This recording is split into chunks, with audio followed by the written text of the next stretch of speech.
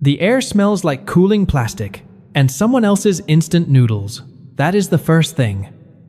Not the glow of screens, not the hum of the ventilation system running at the same pitch day and night. The smell registers first. Warm synthetic air with something starchy underneath it. The ghost of a meal eaten quietly in a small space by someone who did not want anyone to know they were hungry. You are in booth number 14. Booth 14 is the last door on the left, at the end of the back corridor. The corridor is narrow enough that two people passing have to turn sideways. Nobody passes at this hour because it is 3:40 in the morning, and the other booths are dark. Curtains drawn, their occupants folded into reclining chairs that this place provides instead of beds. This place is not supposed to be a home. The booth is 160 centimeters wide. You measured it on your third day, pressing your spine against one wall and extending your arm toward the other. The chair reclines to flat if you push the lever on the left side, and you have pushed that lever so many times the mechanism no longer clicks. It just lowers, slowly. With a sound like a long exhale, the screen is 22 inches. It never turns off unless you tell it to. At night, you lower the brightness to minimum. A faint blue rectangle in the dark, and you turn toward the wall and you sleep, and the screen keeps glowing behind you like something that is waiting. The name on your membership card says David Park. That is not your name. You registered with a passport. The girl at the desk that first night was young, bored, working the midnight shift. She did not look twice. David Park. Room access. Locker 12. Shower tokens 400 yen each. She slid the card across the counter. You took it. You walked to booth 14, because from booth 14 you can see the entrance, from the security mirror mounted in the upper corner of the hallway. You have not been in any other booth since. The overnight block costs 1,400 yen. A monthly membership costs 38,000 yen. Cheaper than a room in this neighborhood by a significant margin. Cheaper than explaining yourself to a landlord who will want a guarantor, a deposit, and a reason for being in Tokyo. That sounds like a plan rather than a disappearance. You paid for the monthly membership. Noguchi handles the night desk Tuesday through Saturday. He is 37 years old. You know this because he mentioned it once in the context of a broken coffee machine, the observation that things fall apart faster than expected once they hit a certain age. He said it about the machine. The machine was 4 years old. He has a face that has been tired for a long time, but has made its peace with it. Not resigned. Settled. There is a difference. He noticed you on your second week. Not loudly.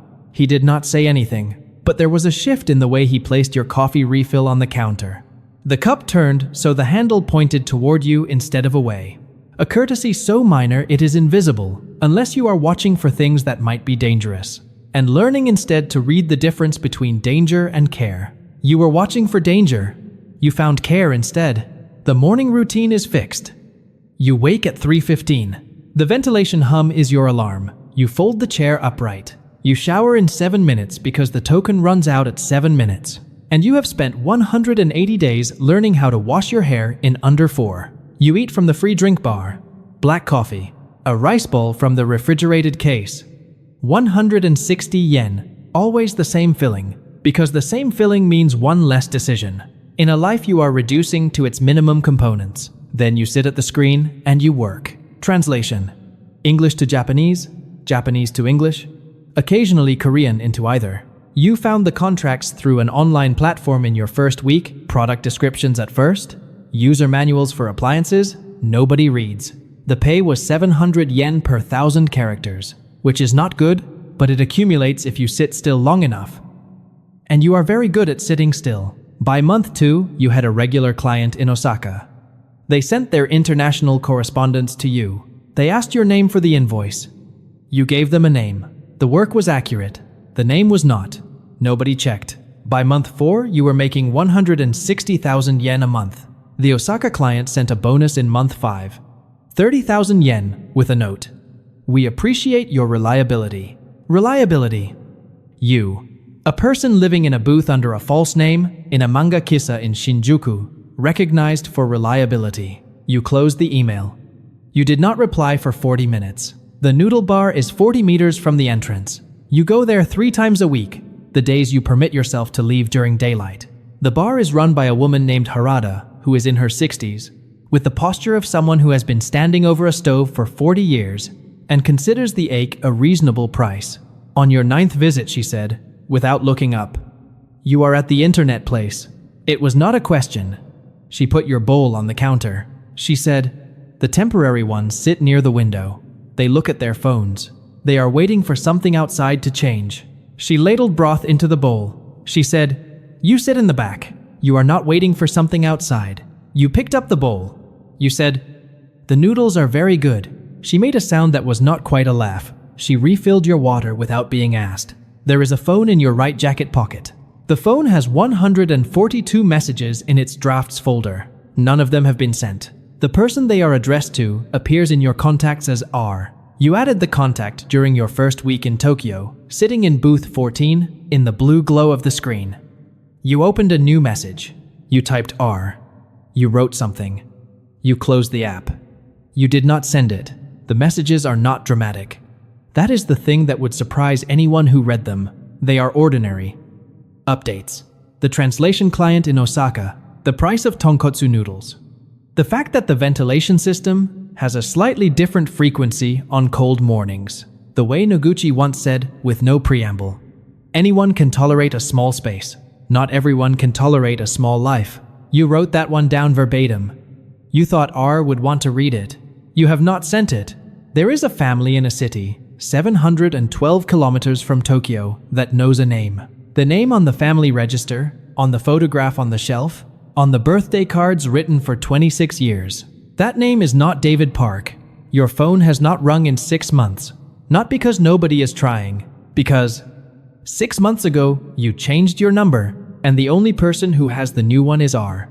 And R has not called. Month 3. A small anomaly. You were returning from Harada's on a Thursday evening. Noguchi was at the desk. He looked up. He said, there was someone asking about the membership list today. You stopped walking. He said, a man, 30s. He was asking if we had any foreign members staying long-term. I told him we do not keep that information available to the public. The ventilation hummed. Noguchi looked back at his book. He turned a page. He said, the coffee machine is working again, if you want some. You went to booth 14. You sat in the dark for 2 hours. You thought about the man in his 30s.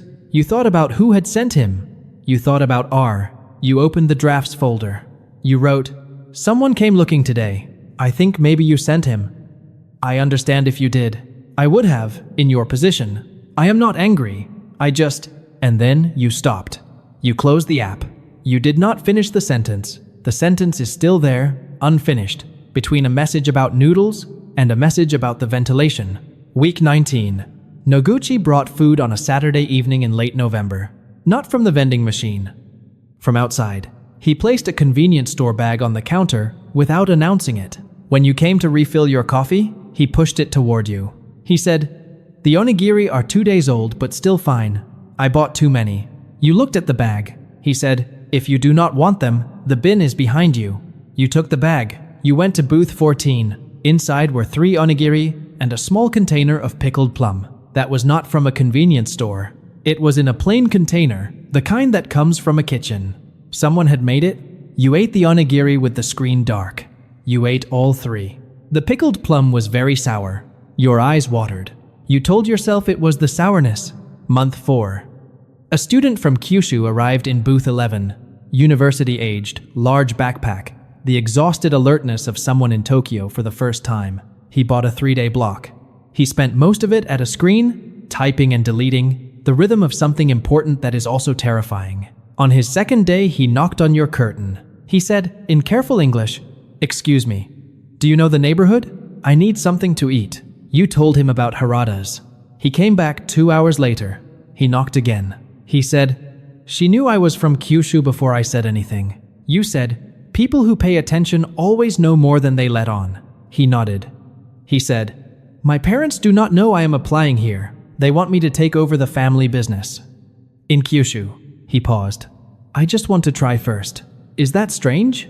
You said, no. He said, you do not think I should tell them? You said, I think telling people things is important, even when it is difficult. Especially then. He left on his 3rd day without saying goodbye. But on the counter, Noguchi told you later, the student had left a note. Noguchi read it to you. It said, Thank you for the noodle shop recommendation. I have one more interview on Thursday. I will call my father after. You said nothing. Noguchi folded the note and put it under the counter. Month 5. A woman came to the day desk, not police. A private investigator, from the way she moved, precise, unhurried. She spoke to the desk girl. She showed a photograph. The desk girl shook her head. The investigator thanked her and left. You did not see the photograph. That evening, Noguchi was at the desk. He did not mention the investigator. He handed you your coffee. He said, "The overnight block is going up by 50 yen next month. Your monthly rate is locked for 3 more months. Prepaid." You said, "I know." He said, "3 months is enough time to make arrangements, if you need to." You said, "Yes." He went back to reading. 3 months. The number sat inside you the way numbers sit when they are not just numbers. The 6th month. It is a Tuesday in January. The heating system is running harder than usual because the temperature outside dropped overnight to just above 0. The ventilation hum is lower on cold mornings, exactly as you noted in the drafts folder 2 months ago. You have been in booth 14 for 183 days. Noguchi is at the desk at 4 in the morning. You come out to refill your coffee. The walk is 31 steps from your curtain to the drink bar. The floor tiles are light gray. Tile 27 has a hairline crack running from its upper left corner toward its center. You noticed it in month 2. You check it when you pass. Still there. Noguchi has a folder in front of him. Your membership file. He reviews files at the end of each billing cycle. But something in the way he holds it is different tonight. A weight in the hands, the way you hold something you have been holding for a long time and have decided to put down. He looks up when you reach the desk. He says, "Renewal." He places the receipt on the counter and slides it toward you. You look at the receipt. In the name field, where David Park should appear, there is a different name. Your name. Your actual name. The one on the family register in a city 712 kilometers away. The name your mother chose before you were born. You look at it for a moment. You look at Noguchi. He says, "I know this is not the name you registered with." He is not apologetic. He is not threatening. He says it the way you say a fact that has been true for a long time and has only just arrived at the moment where it can be said. He says, "Someone came to the day desk 2 months ago with a photograph. I saw the report from the day staff. The ventilation hums?" He says, "I have seen people stay here who do not want to be found. I have been one of those people. I know the difference between someone hiding for a week and someone who has decided to disappear." He looks up. He says, "You are not the second kind. I think you believe you are, but you are not." You say nothing. He says, "The name you registered with will not appear in any record I provide to the outside. I want to be clear about that." He taps the receipt. He says, "This copy is just between here and you, but I put the real name on it so that you could look at it." He slides the receipt the rest of the way toward you. He says, "There is a difference between being hidden and being lost. One is a choice. The other is what happens when the choice goes too long." He picks up his book. He opens it. The conversation, as Noguchi conducts conversations, is over. You stand at the counter for a moment. Then you take the receipt. You go back to booth 14. You sit down. The screen is dark. You hold the receipt in both hands, and you read your name in the name field, and something shifts. Not dramatically. Nothing collapses. Just a shift. The way a chair settles when the person in it finally stops holding their weight away from the back. You open your phone. The drafts folder has 142 messages. The most recent ends mid-sentence. "I am not angry. I just..." You look at the screen for a long time. You look at the sealed envelope in locker 12. You put it there on your second night. A letter to R, written in Korean, in the dark with a pen and the light from the screen. You sealed it. You have not opened it since.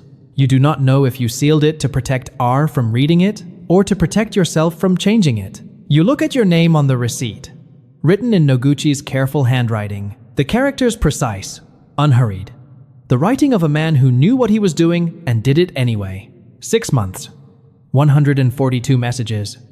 A sealed envelope, a photograph carried by someone who was looking. R has your new number.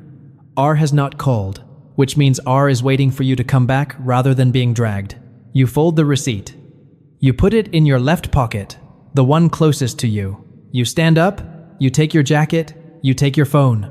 You walk past tile 27. You walk to the desk. Noguchi is reading. You stop in front of him. You say, "The coffee machine. The one that broke in month 3. He looks up. You say, "How long did it take to fix?" He considers this. He says, 2 weeks. "We ordered a part from outside." He pauses. "It makes better coffee now than before. Sometimes the breaking improves things." You nod. You walk to the entrance. The lock disengages with a sound like a held breath released. The door opens. Cold air comes in, car exhaust and something metallic. Tokyo at 4:15 in the morning, a city that does not stop for small personal emergencies. You step outside. The sidewalk is empty. A convenience store 3 doors down has its lights on. A man on a bicycle passes without looking at you. The sky is dark blue, not black, the color of Tokyo before dawn. You stand on the sidewalk. You open your phone. You open the drafts folder. 142 messages. 6 months of things you could not find the words for in any language. You look at the unfinished one. "I am not angry. You finish the sentence. In Korean, 12 words. Not remarkable words, but accurate. And accuracy, you have learned from 6 months of translation work, is not the same as eloquence. But it is more important. You tap the button that sends all drafts. 142 messages leave your phone in a single moment, the way a door opens when you stop holding it closed. You stand on the sidewalk. You wait. This story is fiction. But Japan is home to an estimated 60,000 to 90,000 long-term manga kissa residents, people living in internet cafe booths not for days but for months, sometimes years, a population known as net cafe refugees. A 2007 government survey found roughly 5,500 people living this way in Tokyo alone. The number has grown since. No official system tracks them.